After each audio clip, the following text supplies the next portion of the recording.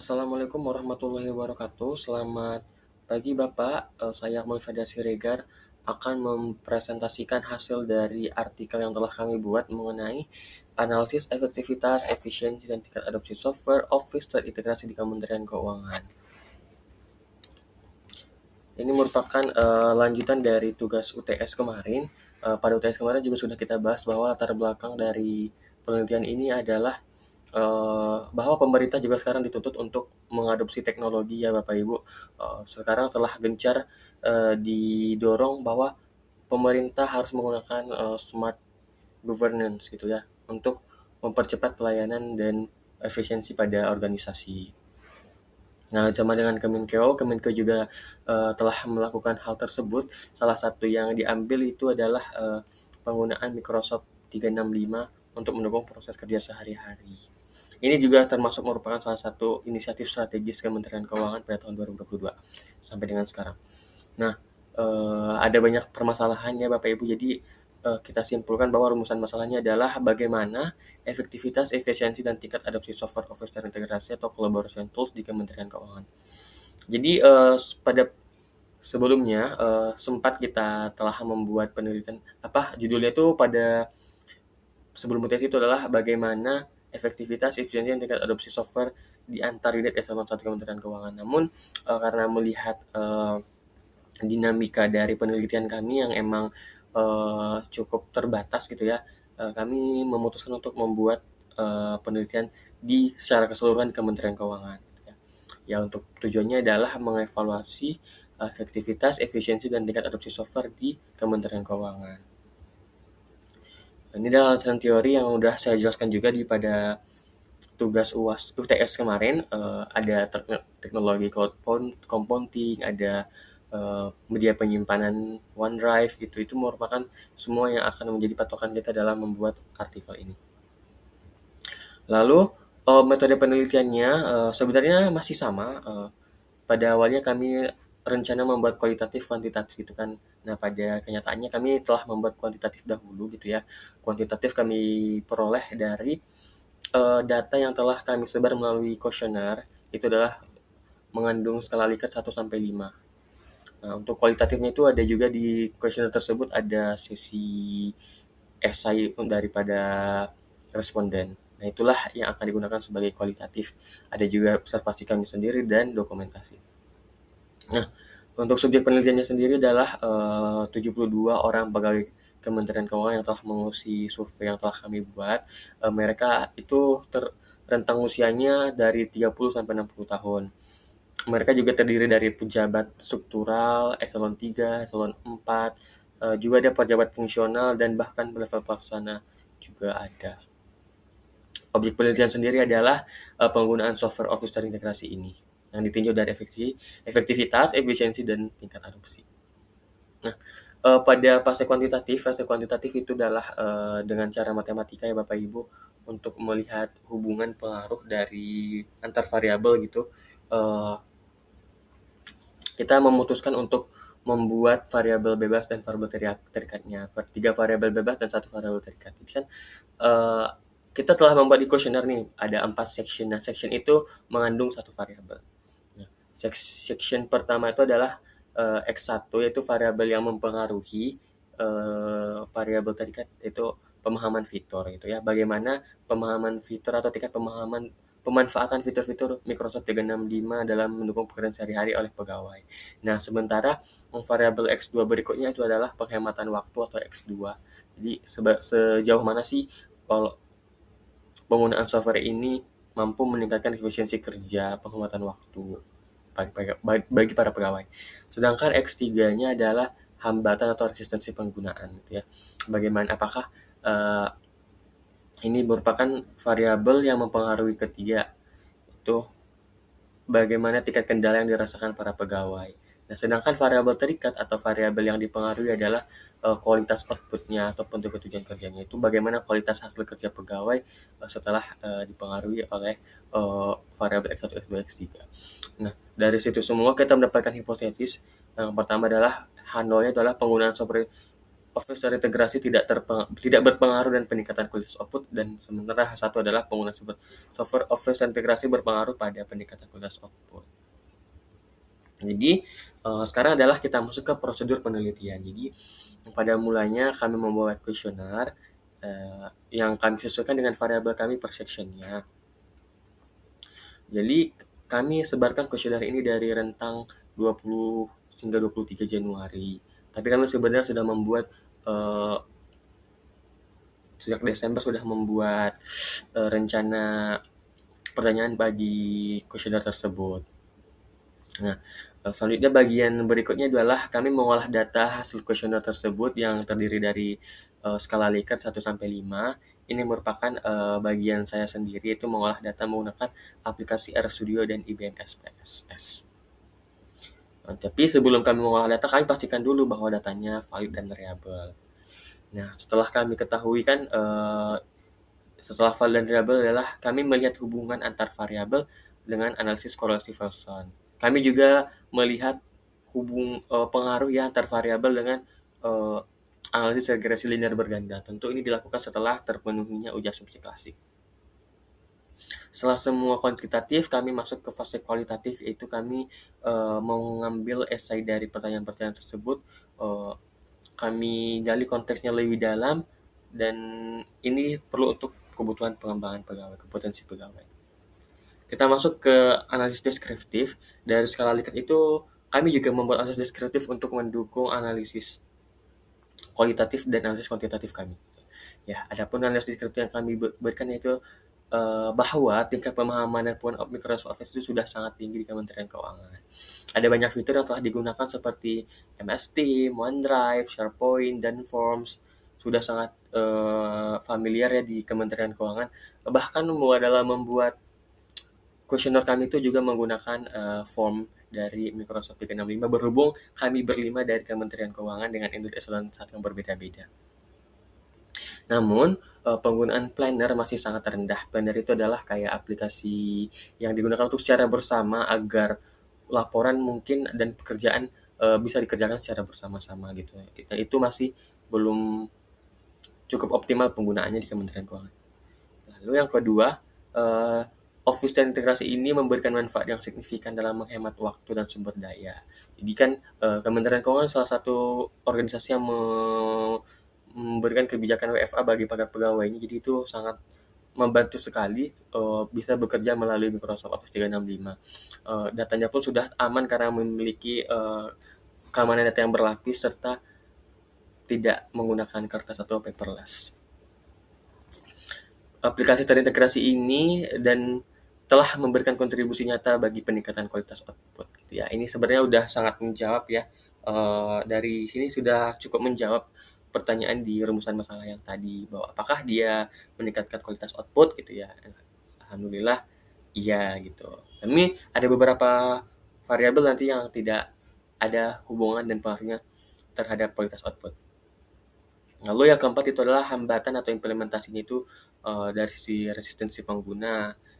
Itu sebenarnya masih rendah gitu kan. Sebenarnya resistensi pengguna itu kayak kesiapan pegawai itu rendah gitu kan. Para pegawai Kementerian Keuangan itu cukup siap untuk menerima Microsoft 365, baik itu generasi tua maupun generasi yang muda. Tapi permasalahannya dari eksternal seperti koneksi internet dan autentifikasi faktor keamanan. Kita masuk ke analisis kuantitatif gitu ya.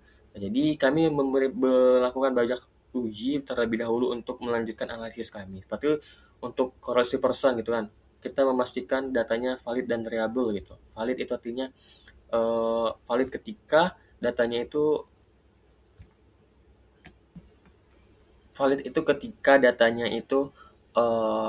sesuai apa yang ditujukan atau terukur begitu ya. Jadi menggunakan aplikasi RStudio gitu kan, variabel tadi sudah kita ketahui.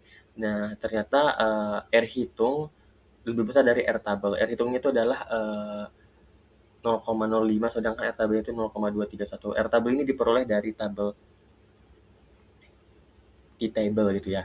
Sedangkan uji reliabilitas adalah untuk mengetahui apakah data ini terpercaya gitu kurang lebih.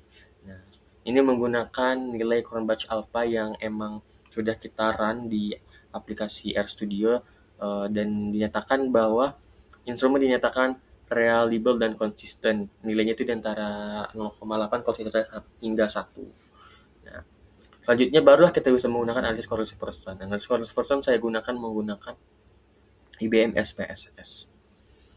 Ternyata nanti lanjutnya ada di artikel, namun di sini saya sebutkan bahwa penghematan waktu dan sumbernya atau X2 itu memiliki hubungan positif dan sangat kuat terhadap kualitas output terhadap Y gitu ya. Sedangkan resistensi pengguna X3 itu ternyata tidak memiliki hubungan signifikan dengan seluruh variabel baik itu X1, X2, dan Y. Nah, untuk melihat pengaruh, maka kita menggunakan analisis regresi linear berganda, tapi kita harus melakukan uji asumsi klasik dulu. Yang pertama uji normalitas yaitu ya, apakah datanya terdistribusi dengan normal. Ini merupakan salah satu syarat untuk dilanjutkan ke uji-uji lainnya. Nah, ternyata dari 3 pengujian tersebut seperti histogram, p-plot itu berdistribusi normal. Nah, tetapi pada uji KS atau Kolmogorov-Smirnov itu menyatakan bahwa eh, nilainya itu 0,05, tapi ada penyimpangan tapi masih dianggap dapat ditoleransi karena jumlahnya sampelnya lebih dari 70 gitu ya. N-nya sama dengan 72 karena sampelnya cukup besar. Kita lanjut ke uji multikolinaritas, yaitu nilai toleransinya itu lebih besar 0,1 dan VF-nya lebih besar dari 10. Ini artinya tidak terjadi multikolinaritas antar variabel independen sehingga kita bisa lanjutkan ke uji heterokedastisitas. Nah, ini kita lihat dari gambar scatter plot bahwa pola penyebarannya itu acak, maka tidak terjadi heterokedastisitas. Selanjutnya dari analisis regresi linear berganda, banyak kesimpulan, maka kita simpulkan saja bahwa semua secara simultan variabel X1, X2, dan X3 berpengaruh signifikan terhadap proses output dengan kontribusi sebesar 72,1%. Sementara sekitar 27,9%-nya dipengaruhi faktor variabel lain di luar variabel ini begitu. Nah, tapi kalau secara parsial hanya X1 dan X2 yang memiliki pengaruh positif dan signifikan terhadap proses output, sementara X3 tidak. Yang paling dominan itu adalah X2, waktu dan sumber daya. Oke, next. Kita akan buat pembahasan analisis kualitatif dari esai para responden. Diketahui bahwa hambatan utama penggunaan MS365 adalah ketidakstabilan internet yang mengganggu sinkronisasi data, kolaborasi real-time, pekerjaan saat perjalanan dinas. Jadi karena emang semua jaringan di daerah-daerah Indonesia ini tidak semuanya bagus gitu kan, kadang mensinkronisasi datanya pun gagal. Jadi kita harus mensinkronisasi ulang atau mungkin mengupload ulang datanya gitu. Hal tersebut sering dialami oleh pegawai Kemenko. Juga kolaborasi real time gitu kan. Jadi misalnya saya lagi mengedit, Bapak A lagi mengedit, jadi mungkin butuh waktu beberapa menit untuk melihat editan yang telah kami buat masuk ke editan bersama. Nah, perjalanan dinas juga kan hal yang dinamika gitu ya. Jadi emang tidak semua tempat ada jaringan internet dan sulit sekali ya, untuk menggunakan Microsoft 365. Nah, prosedur keamanan berlapis atau MFA-nya juga dinilai penting gitu ya, karena mm, banyak ya serangan-serangan dari luar kepada Kementerian Keuangan, tapi dengan keamanan berlapis seperti ini, maka cukup memberikan rasa aman di para pegawai Kementerian Keuangan. Pada mulanya kami berpikir bahwa ini tidak ada gap ketidaksiapan antara generasi baby boomer dengan generasi Z gitu kan. Tapi ternyata salah. Yang kesenjangan kesiapan itu dibandingkan dengan pihak eksternal seperti Pemda dan masyarakat yang belum familiar dengan FS 365, bukan dengan antar sama pegawai Kementerian Keuangannya sendiri gitu ya. Sejalan dengan itu kan bahwa pegawai ini sudah siap untuk kompetensi ke arah teknologi lanjutan seperti AI atau Copilot yang masih Copilot dan Power BI. Tapi saat ini masih terkendala dengan terbatasan akses lisensi. Jadi Kementerian Keuangan belum memberikan lisensi pun untuk penggunaan Copilot dan Power BI. Tadi kan dikatakan bahwa penggunaan Microsoft Planner itu masih sangat rendah. Itu karena kurangnya sosialisasi mungkin dari pihak kebijakan pengarasi pendidikan pusat. Mungkin pelatihan juga perlu dilakukan. Nah, oleh sebab itu kita simpulkan bahwa Aplikasi Microsoft 365 sangat tinggi, itu tingkat adopsinya itu sudah sangat tinggi di Kementerian Keuangan dan efektif mendukung kolaborasi dengan kendala utama pada internet dan autentifikasi. Ini juga pengamatan waktu dan sumber daya juga menjadi satu-satunya faktor yang berpengaruh signifikan dan kuat, dan efisiensi adalah kunci keberhasilan disertai kebutuhan. Jadi tadi kan tolak H0 gitu ya. Berarti emang ternyata tingkat efektivitas, efisiensi, dan adopsi di Kementerian Keuangan itu sudah cukup mempengaruhi kualitas, gitu ya, kualitas laporan yang telah dibuat. Nah, adapun sarannya untuk Kementerian Keuangan sendiri adalah Kementerian Keuangan diharapkan meningkatkan bandwidth dan stabilitas jaringan ya untuk mendukung kolaborasi real time, juga eh, segera melakukan sosialisasi dan pelatihan intensif guna memanfaatkan fitur planner dan to-do. Nah, untuk permasalahan autentifikasi, sebaiknya aplikasi menggunakan lebih efisien gitu ya, dengan tanda tangan digital atau co-authoring.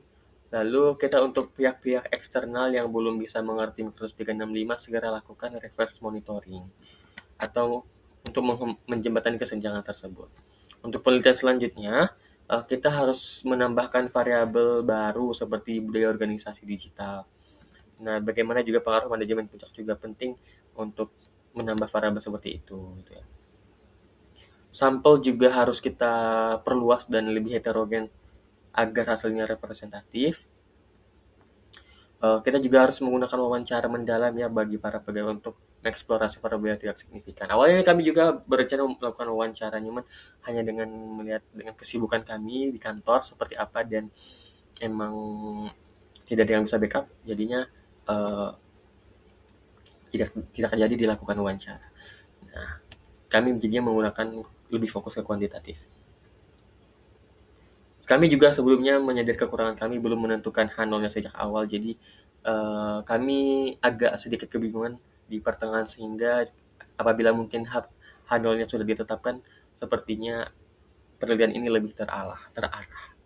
Baik, terima kasih banyak Bapak atas waktunya. Nanti presentasi videonya saya upload di link tersebut. Mohon maaf apabila banyak kesalahan. Sekian, assalamualaikum warahmatullahi wabarakatuh.